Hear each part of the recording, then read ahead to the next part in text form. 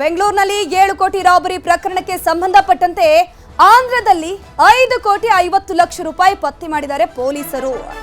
ಉಳಿದ 2 ಕೋಟಿ ಹಣಕ್ಕಾಗಿ ಪೊಲೀಸರು ಶೋಧ ಕಾರ್ಯ ಮುಂದುವರೆಸಿದ್ದಾರೆ. ಬೆಂಗಳೂರಿನಲ್ಲಿ ಬಹುದೊಡ್ಡ ರಾಬರಿ ಆಗುತ್ತೆ. ಬರೋಬ್ಬರಿ 7 ಕೋಟಿ ಹಣವನ್ನ ದರೋಡೆಕೋರರು ರಾಬರಿ ಮಾಡಿರ್ತಾರೆ. ಸದ್ಯಕ್ಕೆ ಆಂಧ್ರದ ಲಿಂಕ್ ಸಿಗತ್ತೆ. ಆಂಧ್ರದಕ್ಕೆ ತನಿಖೆ ಮಾಡಿದಂತಹ ಸಂದರ್ಭದಲ್ಲಿ ಸುಮಾರು 5 ಕೋಟಿ ಹಣವನ್ನ ಪೊಲೀಸರು ಪತ್ತೆ ಹಚ್ಚಿದ್ದಾರೆ. ಉಳಿದ 2 ಕೋಟಿ ಹಣಕ್ಕಾಗಿ ಪೊಲೀಸರು ಶೋಧ ಕಾರ್ಯ ಮುಂದುವರೆಸಿದ್ದಾರೆ. ಈ ಒಂದು ದರೋಡೆಯಲ್ಲಿ ಪೇದೆ ಅಣ್ಣಪ್ಪ ನಾಯ್ಕ್ನ ಕೈವಾಡ ಇರುವಂತಹ ಶಂಕೆ ವ್ಯಕ್ತವಾಗ್ತಾ ಇದೆ. ಪೊಲೀಸ್ ಪೇದೆ ಈತ ಕ್ರೈಮ್ ಡಿಪಾರ್ಟ್ಮೆಂಟ್ ಅಲ್ಲಿ ಕೆಲಸ ಮಾಡ್ತಾ ಇರ್ತಾರೆ. ಕ್ರೈಮ್ ನಿಂದ ತೆಗೆದು ಹೊಯ್ಸಳ ಬೀಟ್ಗೆ ಅವರನ್ನ ಹಾಕಿದ್ರು. ಈ ವೇಳೆ ಕಳ್ಳರ ಗ್ಯಾಂಗ್ ಜೊತೆ ಅಣ್ಣಪ್ಪ ನಾಯ್ಕ ಶಾಮೀಲಾಗಿರೋ ಶಂಕೆ ವ್ಯಕ್ತವಾಗ್ತಾ ಇದೆ. ಅದರ ಜೊತೆಗೆ ರಾಬರಿ ಹಿಂದಿದ್ಯಾ ಮಾಜಿ ಸೈನಿಕನ ಮಕ್ಕಳಿಬ್ಬರ ಕೈವಾಡ.